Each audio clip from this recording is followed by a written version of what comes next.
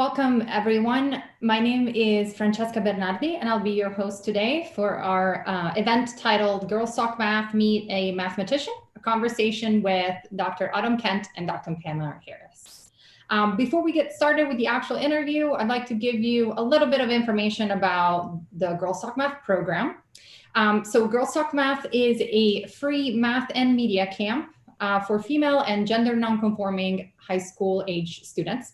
I started the camp in 2016 with Katrina Morgan when we were both graduate students at the University of North Carolina at Chapel Hill. In 2018, Sarah Burnett, who is a former UNC undergraduate student, started what we call a sister camp at the University of Maryland when she became a graduate student there. This year, we're holding a special online version of our program with 4 organizing groups from major US universities, UNC Chapel Hill, University of Maryland, the University of Minnesota, and the University of California, Los Angeles. We have about 60 campers from the geographical areas around these universities, and they meet with us twice a week when we work on some fun math. Topics that include knot theory, RSA, encryption, cryptography, and patterns and fractals. Additionally, this year we'll be holding 4 free public events on Saturdays, and today this is the first of the series of events. To learn more about our upcoming events and register, please go to girlstalkmath.com and click on 2020 public events. All right, so now we'll actually get started with the interview. I'll ask both of our speakers to introduce themselves briefly, and then we'll dive into questions that our campers and volunteers have submitted throughout the week. Dr. Harris, would you mind going first? Nope, thank you. So I am Pamela Harris. I am an associate professor of mathematics at Williams College. My area of research is in algebraic combinatorics. And basically, I love anything that involves the question, in how many ways could you do the following? I also do a lot of teaching. So my school is rather teaching intensive. And so I do a lot of work with undergrads. And in fact, we're running a virtual summer research program called Aim Up currently. So I'm excited to be here and have a chance to talk to you guys. Thank you. Dr. Kent? Yeah, hi, I'm Autumn Kent, and I'm a professor now at the University of Wisconsin in Madison. I work in geometry, so I think it said in the bio that I do mostly hyperbolic geometry, and that's about right. But the stuff I do sort of touches on a lot of different subject areas. And yeah, that's about it. I have a bunch of graduate students. I've been on sabbatical all this past year, which has kind of gotten derailed by the global situation, but I'll be back in the classroom, which will be right here in my kitchen in the fall. So yeah. All right, I'm gonna dive into the questions. We have some that were very popular among all of our students. So I'm gonna get started asking some of those. The first one, the most popular one was, have you always loved math? Did you always knew you wanted to pursue a career in the STEM fields? And, or were there some events in your life that led you down this path? Whoever wants to take it first. Take it, you should take it. Okay, so I don't know, I'm unusual for a mathematician in that I don't know, maybe I guess I don't know the statistics on how many mathematicians knew when they were a little kid that they want to be a mathematician. But, you know, I've always been interested in, you know, learning and just kind of liked school and like just learning whatever I could. And so when I went to college, I was planning to be a high school English teacher. And I just sort of kept taking math courses because I thought it was cool. And then I just kept taking more and more classes and stuff. And eventually I sort of realized I didn't want to be a high school teacher anymore. And so I dropped out of the education school and just kept doing math. And I was still doing all my literature courses too. So kind of an unusual thing that I double majored in English and math. And then when I was done, I didn't know what I wanted to do. And I graduated from college and I taught at a community college for a year, and then applied for graduate school of math, which sort of seemed like a better career move. Than I didn't feel like I wanted to go do literary criticism as a career. So that's sort of like the trajectory I took, and I still kind of feel like more of an artsy person than a math person even.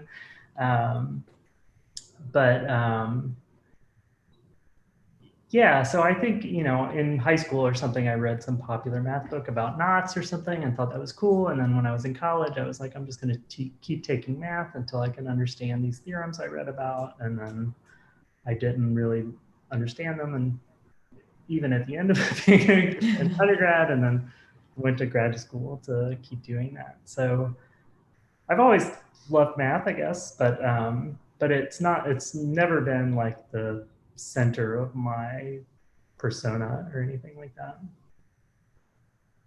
It's interesting because I think like my story feels so similar to yours. But I was trying to like remember maybe one of like my first childhood experiences when I like really felt like math was really cool.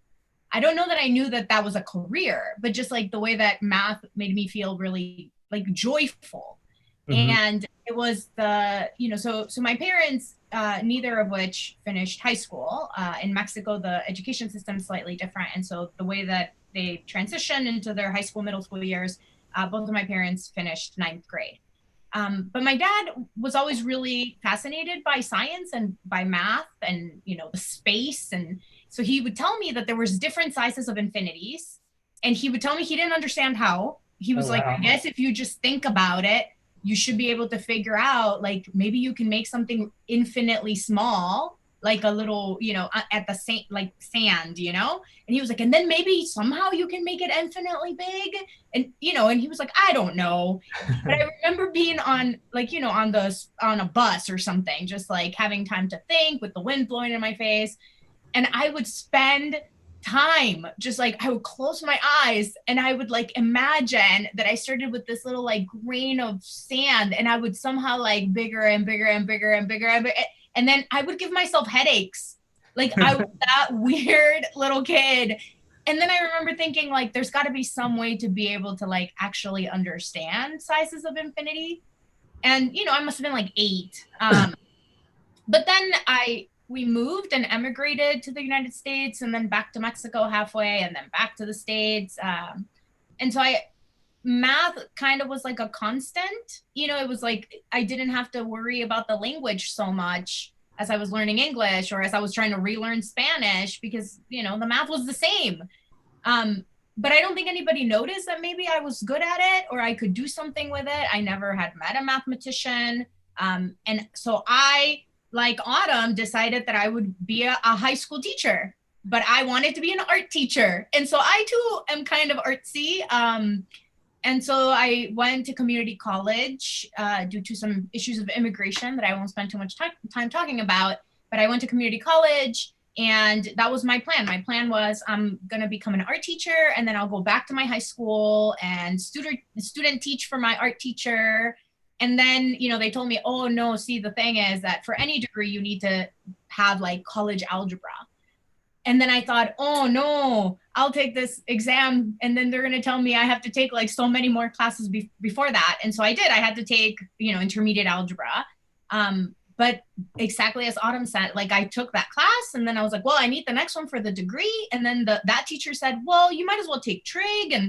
And all of a sudden I was like, well, I guess I'm staying here. And then I guess I'm transferring to a 4-year institution to do a math degree. And then I got there and my awesome mentor said, when you go to graduate school for math, and I was like, what is this? I guess I do that next. And you repeat that cycle and I am here today.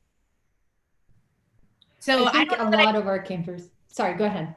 Yeah, I was like, I don't think that I knew, it was like, I did not wake up as a child and I was like, what I'm going to be? A mathematician. Yeah. Right. It's not at all part of my life.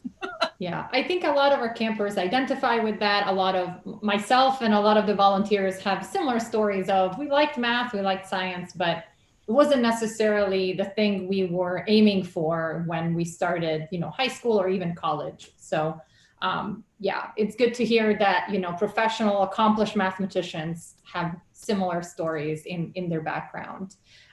So a couple of our campers, Ava and Aisha, are particularly interested in figuring out if you can pinpoint a person or an event or something that was your particular inspiration for your math PhD.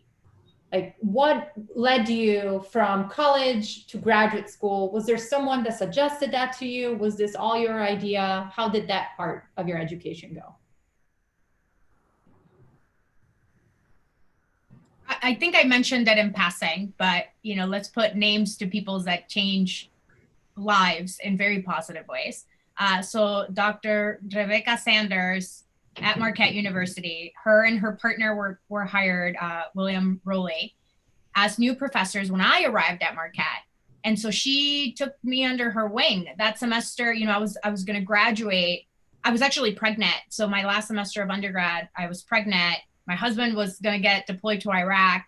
And, she just said to me, like, you need to take real analysis so you can get out of here this December. So we're going to do an independent study. And, when you go to graduate school, like, these are the topics that you need to know so that you're well prepared to start a graduate program. And like I said, I was just like, what is graduate school? And then she was like, they're going to pay your tuition. And then I was like, wait, say more, because I didn't know that a PhD in math it's not even just free. Like, it's a job.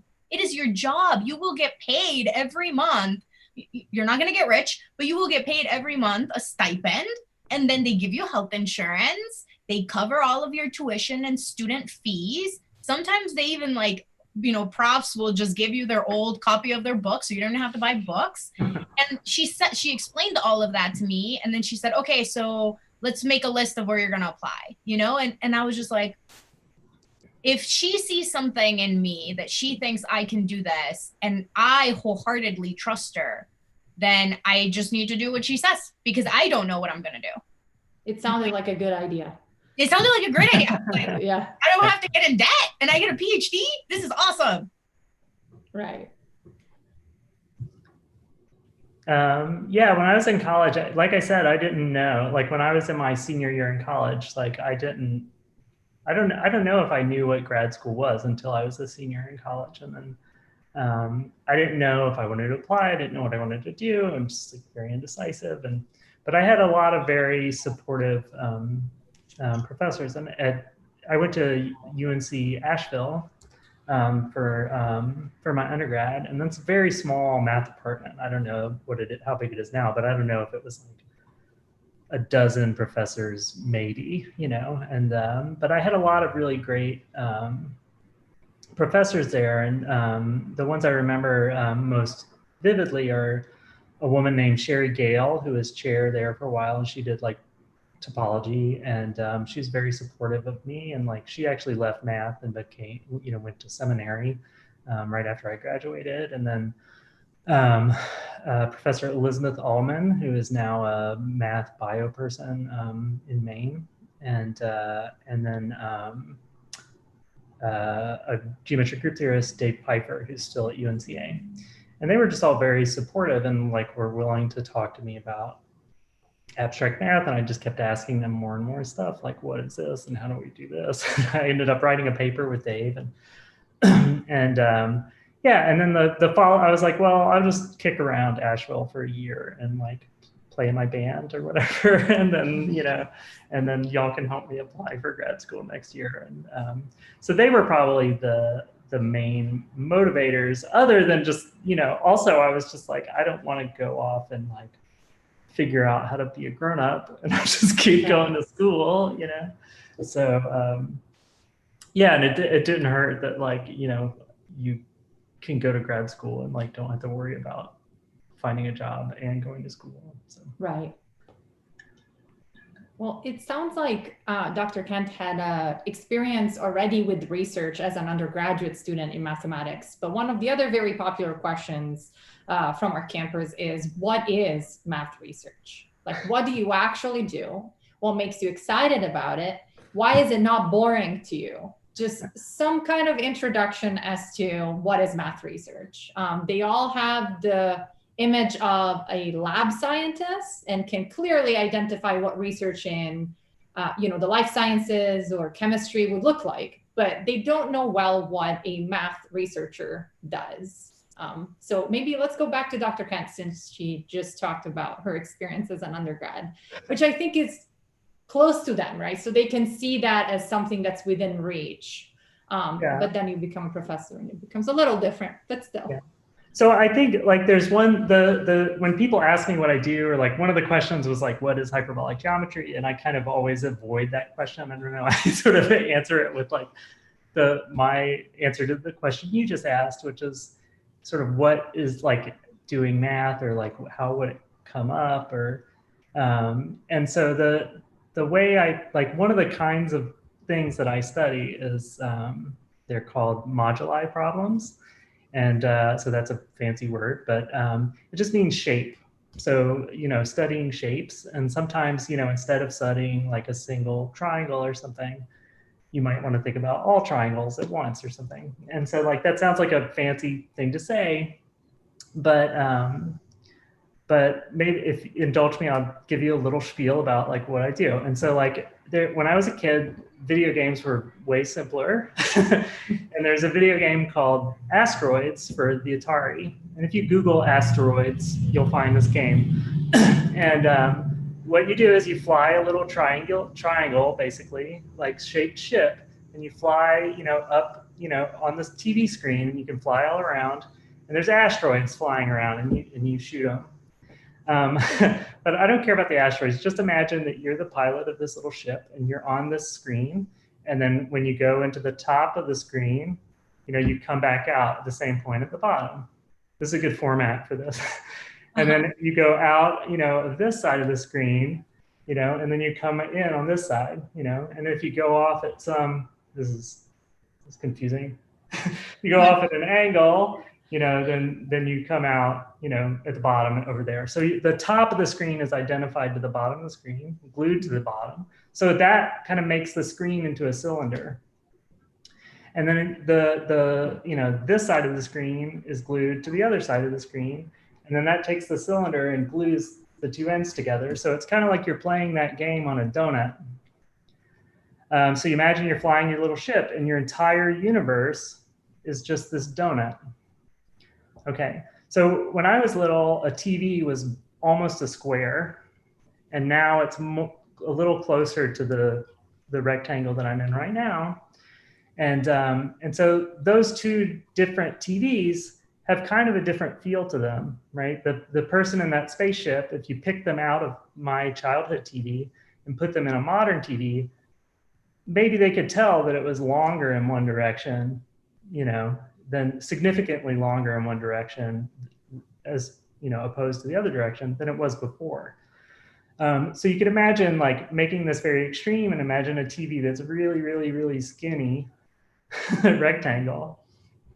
And if you lived in that universe, it would be very disorienting, because if you fired at the asteroid, the bullets would immediately sort of come up right behind you, maybe. And like it'd be this really tiny spiraling donut. And so you can ask the question, or you could, your TV could be like a parallelogram instead.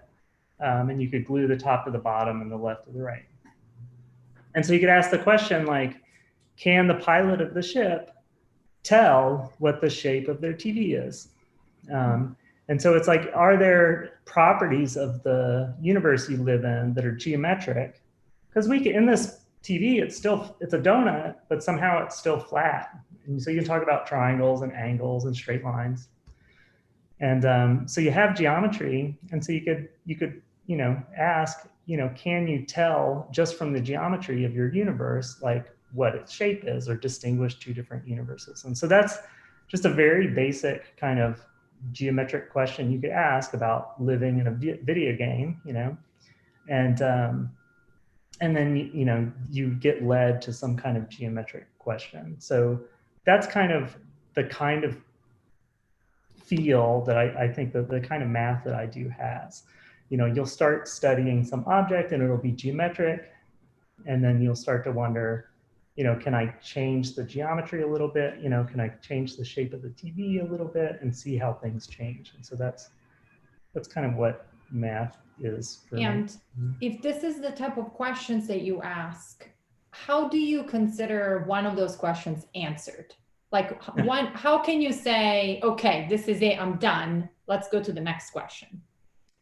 Yeah, it just depends. Like, so I guess it's like, to what extent, you know, it's hard. It's not really ever done. Like, you kind of think there's this, there's this interview with Andrew Wiles or something after he solved Fermat's theorem, where he talks about math as like feeling your way around in a dark room. And then when you make a breakthrough or prove a theorem, it's like flipping a light switch on. And then you can see everything that you kind of just felt impressions of. And so it's kind of like exploring, like there's no guidelines on how to explore. Like when I was a kid, I'd play in the woods and go wander around, and no one telling me where to go or what is interesting.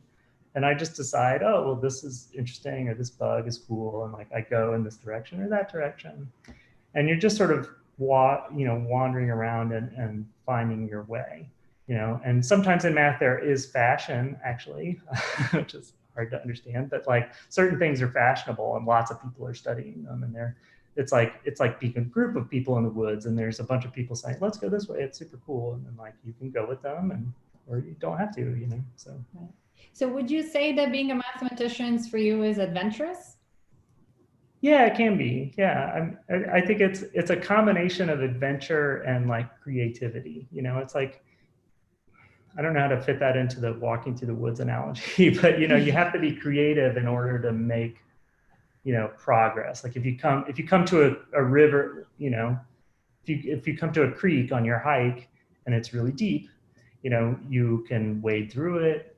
You could fell a tree across it and walk across a tree. There's different creative solutions to get across and keep exploring. And so, so it's a mixture of like exploring and know where to look, and then like having creative ways to reveal things. Cool. Thank you. Dr. Harris? I really like this this analogy. I guess it was Andrew Weil. I didn't know who it was accredited to, so thank you for that. But the walking through a dark room and kind of feeling your way through it and see what you have. So there's some problems that I work on in representation theory, and I'm interested in trying to understand the decompositions of some objects. And so here's how I think about it in my head, right? I walk into this dark room, and somebody at some point put together with random, little pieces, maybe like Legos, they built some object. And you should imagine it to just like, it's a blob. And so I walk into this dark room, and my job is to tell you how many pieces were used and which kind were they. Might they have a particular color, right? And so that's my job. And I can take it apart, but if I don't know what the pieces are, it's kind of hard to decide, oh, I'm going to get maybe like a little long piece here, and so you kind of have to be careful not to break them because then you'll never be able to figure out which piece you actually had. But then the point is that if you decompose this thing, then you learn a lot about other kinds of shapes that you could encounter in a dark room and how those might decompose, because they may be similar to ones you've already kind of played with. And what is math research like? So, I mean, that's very like, okay, we're never actually going into a dark room and like making these things apart. But the way that I think about it, and since I do a lot of undergraduate research, I've gotten better at I guess I've spent so much time thinking about how to tell students what it is that we're going to do. And I guess the pragmatic way to think about it is not a homework problem.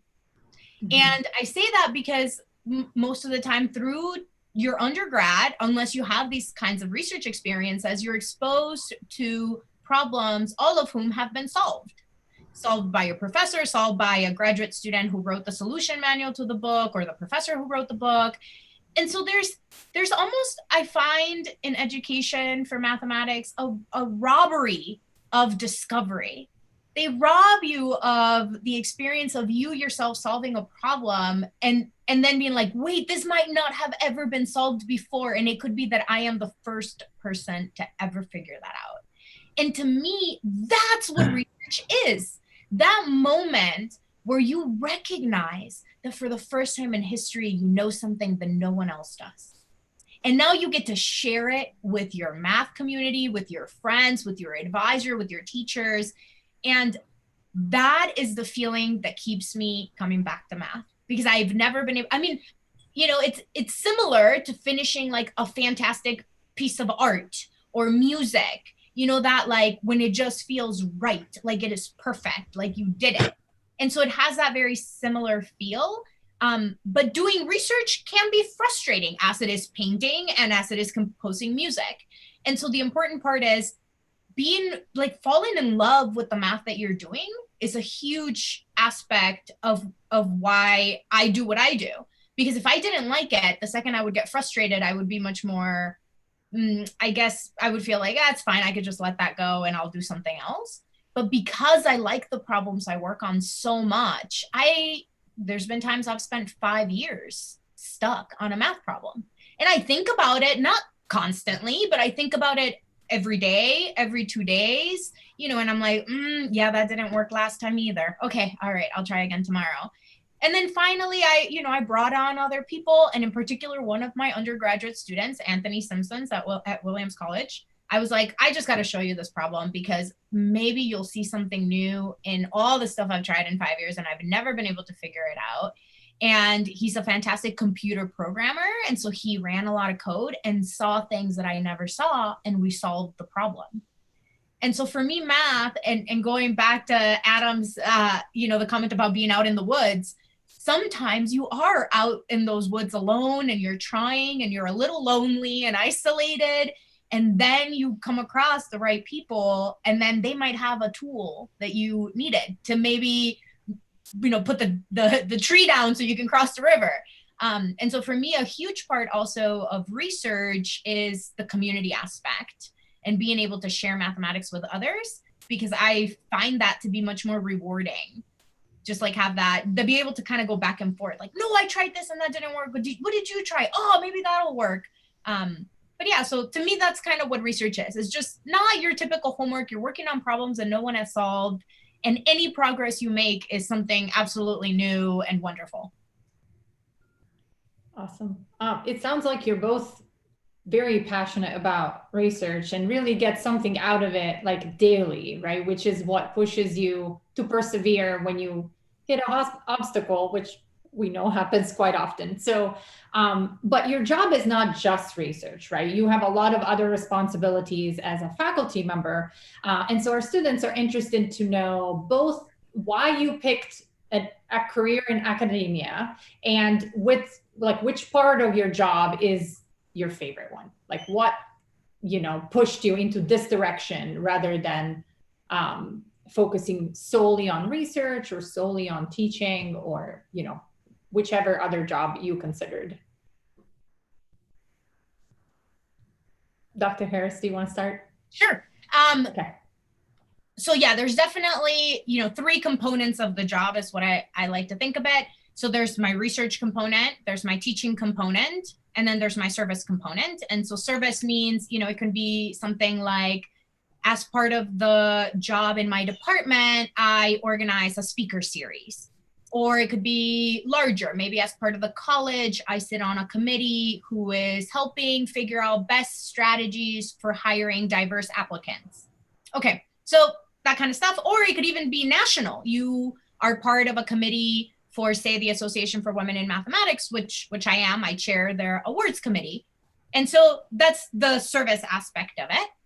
And it can take as much time as you let it, but it should be, most people think, the smaller of the other 2 portions of your job. So, we kind of have, a full-time job and like a few part-time jobs is kind of how it feels like sometimes. And so we've talked about the research part. For the teaching part, for me, it was really important to find a place that really valued having research integrated with my teaching. I am a better mathematician because I have great students that push me to ask good questions that have very often led to new research ideas, right? Students who are very curious and constantly ask me, why does that work? But what if you did this other thing? And most of the answers always are, no one has done the other thing. You should write that down and we should work on that. But for me, the reason I picked this kind of job in particular, where I could really embrace and blend together those three aspects of my job, that to me felt like I didn't have to compartmentalize. I never ever feel like if I am working on research, that that's taken away from anything else that I'm doing. In fact, I feel like it strengthens those other things, right? And the same thing with teaching. I get to teach research courses. And so in those research courses, I get to teach students how to write math papers, how to attend conferences, how to network, how to get involved in the service of the mathematical community, all through the avenue of doing research. And so for me, it's been very streamlined in some way. And so, you know, I just got very lucky that I am at a place where those things blend themselves very well and that they're valued. Thank you. Dr. Kent? Yeah, like I think when I was finishing up graduate school, like I don't know that I was even thinking about like what the rest of the job was. And so I was like, if I keep staying in academia, I can keep doing this research. And then slowly, you know, the other parts of your job become larger and larger parts of it. And so as you go from, you know, you're a grad student and you're just doing your teaching and your graduate work, and then like, there's lots of wonderful people that do service and stuff when they're graduate students. But I wasn't really one of those people and just kept on going. And then, you know, as you move higher and higher up the ranks in academia, you do more of this other stuff that Dr. Harris mentioned. So, you know, you teach and at a big state university like where I am, you maybe teach less than at a university like where Dr. Harris is. And but then there's still other like service that you do, and the service itself is broken up into lots of different pieces, like she said. So there's stuff like just administrative stuff in the department, like who's going to be on the committee that handles hiring, who's going to be on the committee that decides what the budget is, who's going to be on the committee that, you know, there's like 50 committees on like all the inner workings of in a big department. There's lots of moving pieces. And so you do all that kinds of stuff, and then you take on more and more committee work, and you might be chair of the department, and that's a lot of work, or you might, you know, work with like figuring out the class schedule. And then there's like sort of the sort of deeper, meaningful service that's like, you know, for me, you know, it's like helping marginalized people like get into science, or helping queer students, or like, you know, and there's things like supervising students, and then just doing outreach stuff like this, you know, talking to you guys. And so I feel, you know, you start out and you're like, research, this is my life. And then over time that sort of dwindles. And if you end up chair or dean or something, you know, that can actually disappear. Mm-hmm. And so it's definitely worth being aware of that when you start out, and because the sort of non-glorious work is sort of, you know, a big part of it when you grow up. So. Right. You are both advocate, or you have both been advocating for people in marginalized groups throughout your career, both students, other faculty, young people, and our students are particularly inspired by this aspect of your careers and are curious to know if this was due to your personal experiences as, you know, a woman, a trans woman, Mexican-American person in academia, the fact that you are not surrounded by a lot of other people who are like you. Did this like create challenges for you? Would you say that it made your path to where you are today more difficult? And is this why you are such a strong advocate for people in underrepresented minorities in STEM. Let's go back to Dr. Harris. Sorry, this is. That's okay. I mean, I guess I would like to say that I hope that the people who follow in our footsteps to become strong advocates for those on the margins in the mathematical community need not themselves be on the margins.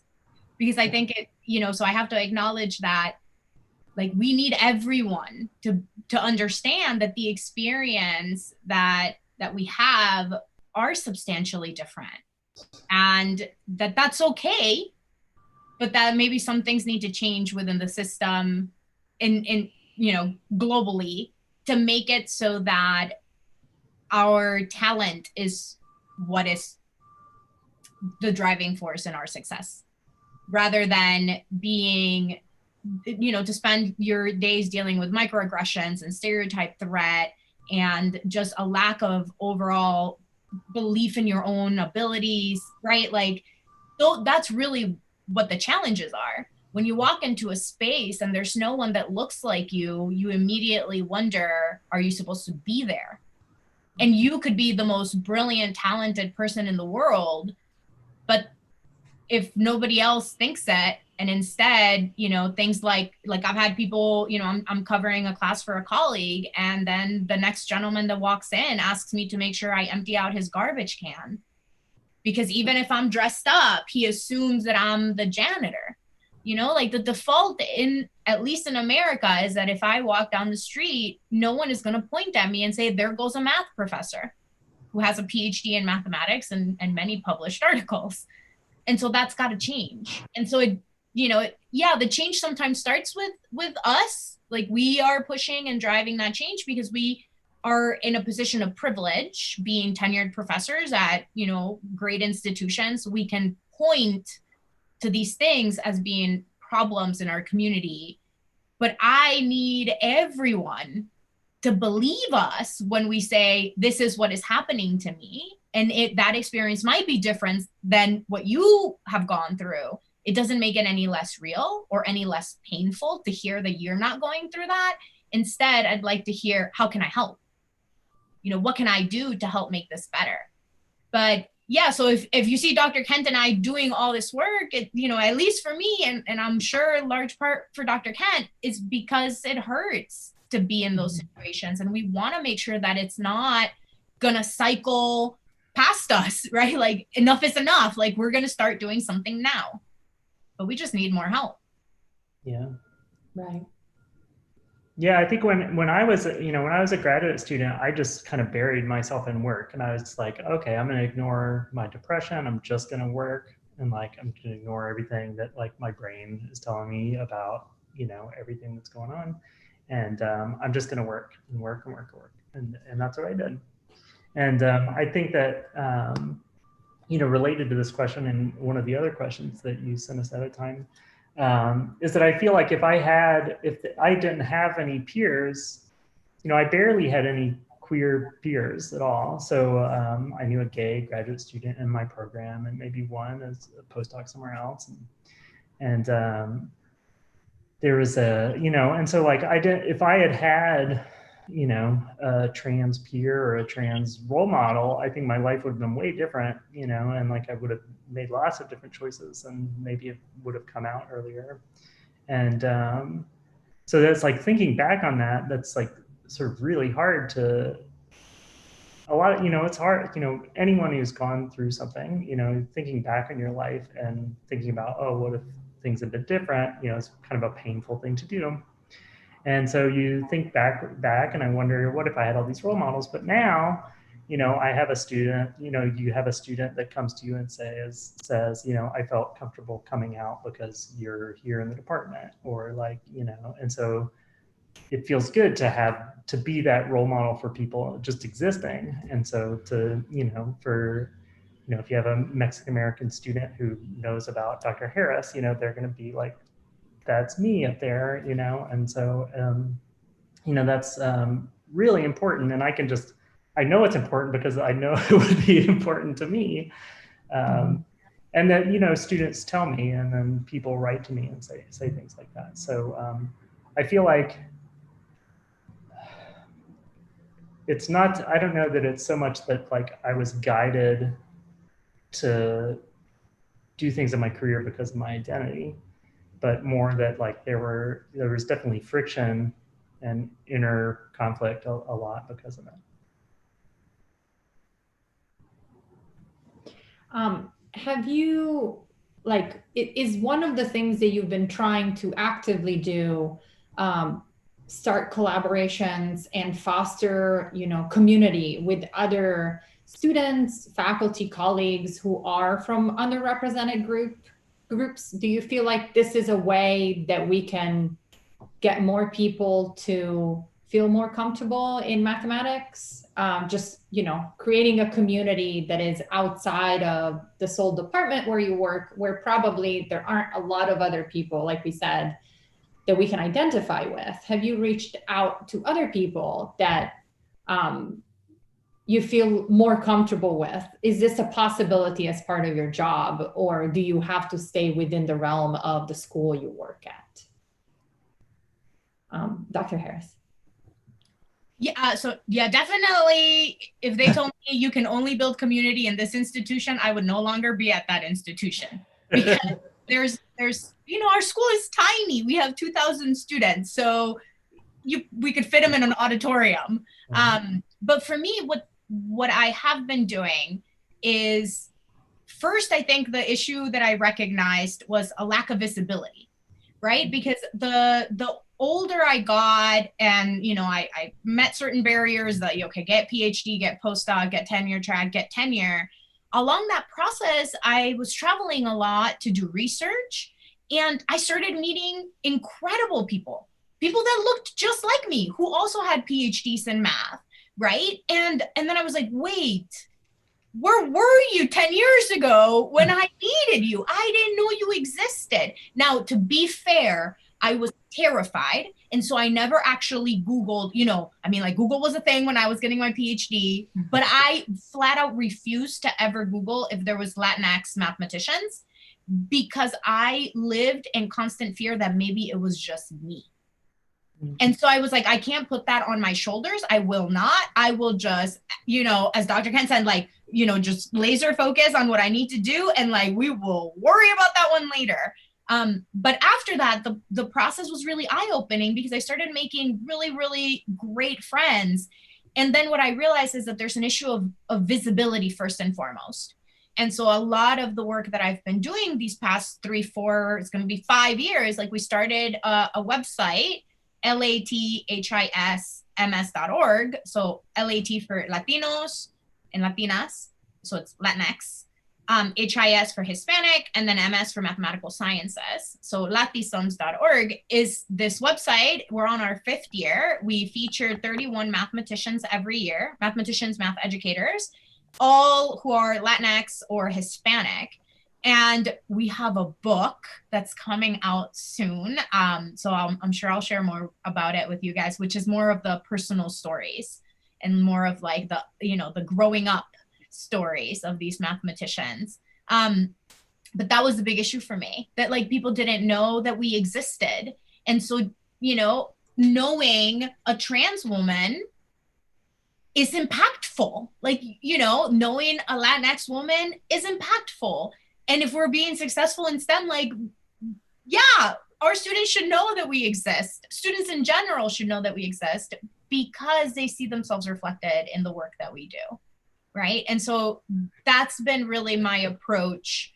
I don't think it's enough, but I think it is definitely a start, so that if there is, at least in terms of Latinx and Hispanic students, if there are any students out there who think, well, are there people that look like me? They don't spend their graduate school years in fear, thinking that they don't have a community outside of their institution, because they could just go to our website and there's so many of us.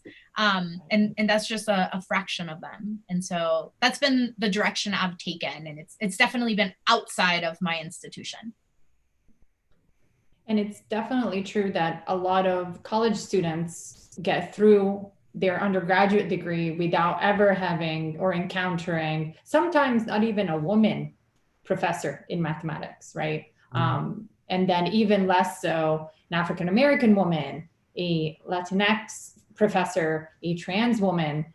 So being able to access information that, allows you to identify with other people who are interested in the things that you are is certainly super powerful and made very easy now by the internet. So it's one of the things that we should take advantage of that for all our students.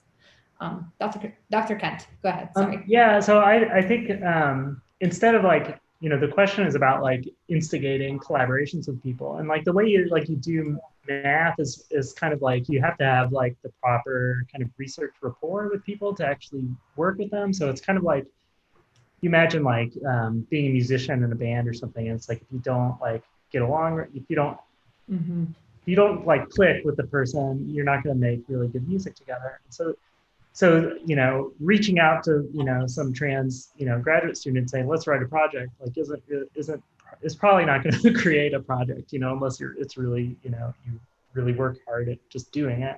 So I like to think about it you create the opportunity for people to build collaborations. So, last summer, my colleague Harry Bray and I, organized this conference, LG and TBQ, which is like just like a geometry and topology and dynamics conference for celebrating queer mathematicians. And so that was great. And so it creates this like creates a place for the community to be built. And so like being queer is not a visible identity. And so like scheduling this conference, it's like, how do you find speakers?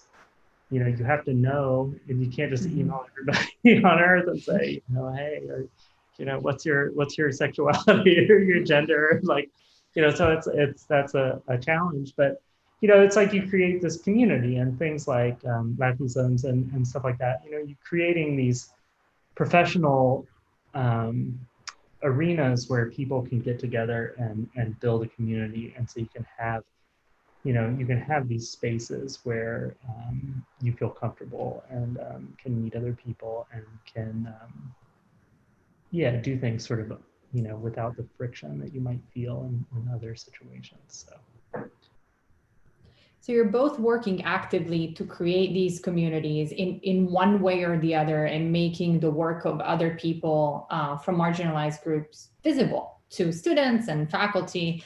And so we are holding an imposter syndrome workshop next Saturday for our campers. And so they are already thinking ahead and want to know if at some point in your career, you have felt imposter syndrome, if that was when you were a student, if it still happens today, and like, what have you done to try and combat that for yourself and overcome the challenge? Dr. Harris. Yeah, totally. Sorry, I'm so sorry. Dr. Kent, go ahead. So totally. I've felt that way, and I've felt that way even recently. It's like I said, I've never felt, like someone to whom math comes super easily. It's not, I feel like I have very strong geometric intuition. So I have lots of intuition about how things work, but like, I'm not a calculator, and like,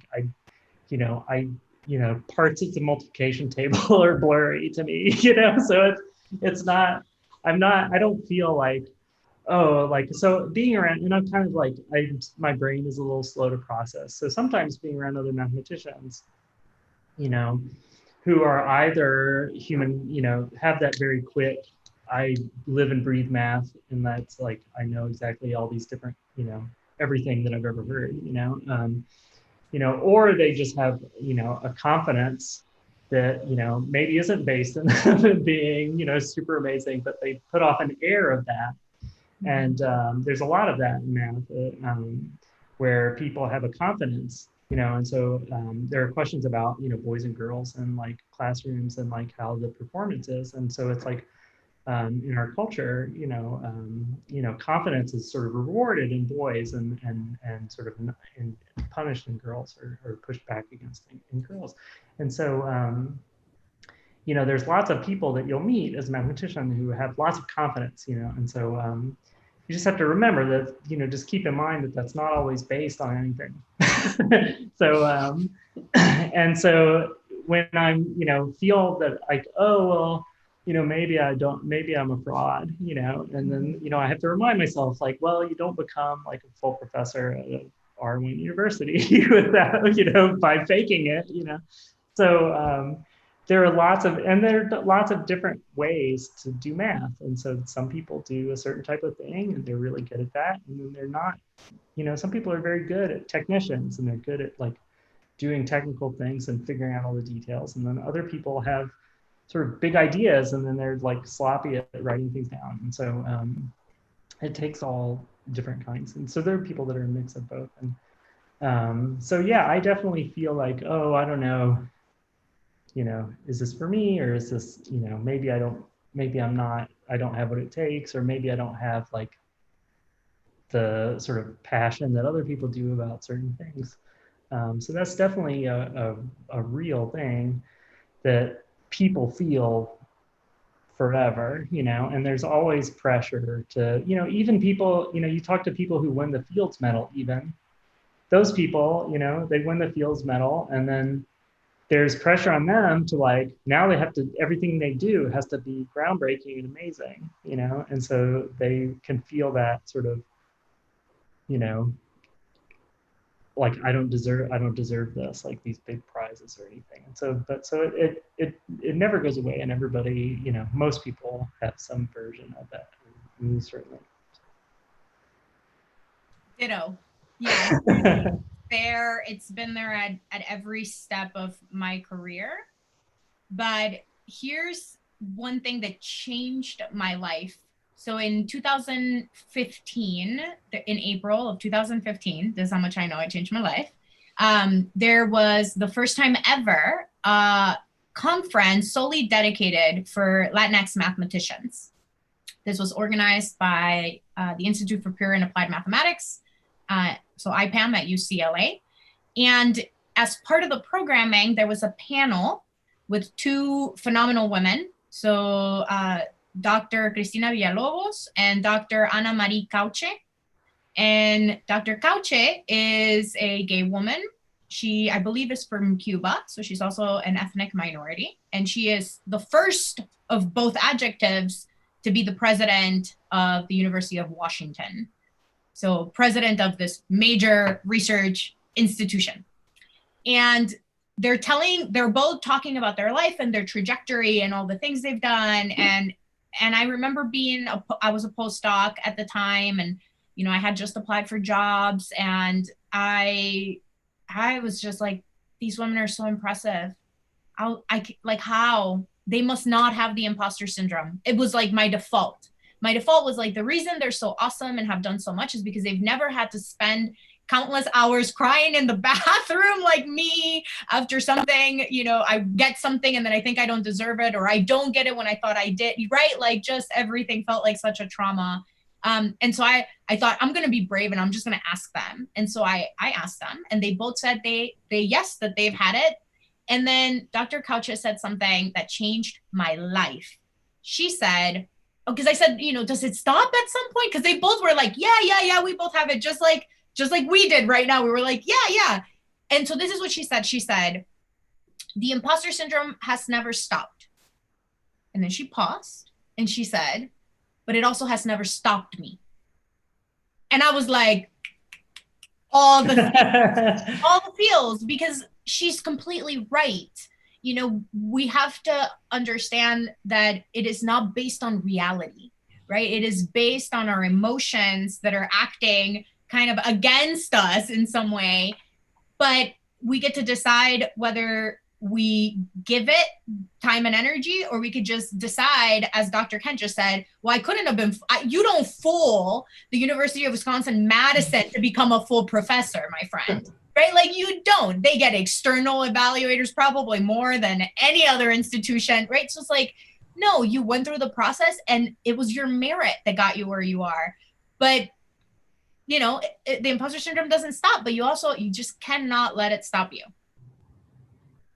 Thank you for sharing the quote. I think this will be something to remember for all of us that feel it almost every day. So it's great to know that. I think knowing that people who are so accomplished feel the same way really does make a difference for our students and certainly for our volunteers and for myself as well. All right, so we're almost out of time. And so the last thing I want to ask, which was another super popular question, is although you have already given great advice, if there is something in particular that you would want to say to young girls of color, and young girls who are, queer and are trying to think about the possibility of pursuing mathematics in college as a major, and like, what would you told yourself if you could go back today, and just any advice that you think would help them overcome the difficulties of being in the minority, really, in the field that they want to go into? Would either of you like to start? I think the thing I jotted down about this kind of question was the thing to remember about confidence, and be aware to be aware that, when you like if you went to graduate school or undergrad, there are going to be people in STEM that are very competitive, and there are a lot of people that exude this kind of confidence, and and it's not going to be, I'm not going to lie to you and say it's exactly the same for women, or for non-binary students. It's just there's going to be struggle, and but to remember that, like, confidence in others isn't always founded on solid ground, and that, like, that confidence, can get some people a certain distance, but that, it's not going to get them the whole distance, and that you can step away from the competitive, scene, and work hard, and, like, you can learn the material and make breakthroughs and be powerful, and that you can believe in yourself, and you have to keep that in mind and say, and really have that sort of strength to believe in yourself, and say, this is not to be, I'm not meant to be excluded from this. This is like the universe, and that's everyone's thing to explore. If I could go back and tell myself things, that, I would, go back and say, the world isn't going to fall apart if you, come out, but yeah, I don't know. I think say that, there's going to be friction, and people might talk down to you, and they probably will, and that's, something that's going to happen. But you have to remember that that's, what other people are, the arrows people are slinging at you, don't, they don't have to destroy you. Thank you. Dr. Harris? I guess I have 2 points. One, very related as to what Dr. Kent is mentioning. For me, I am constantly encouraging students to really focus on their mental and physical health.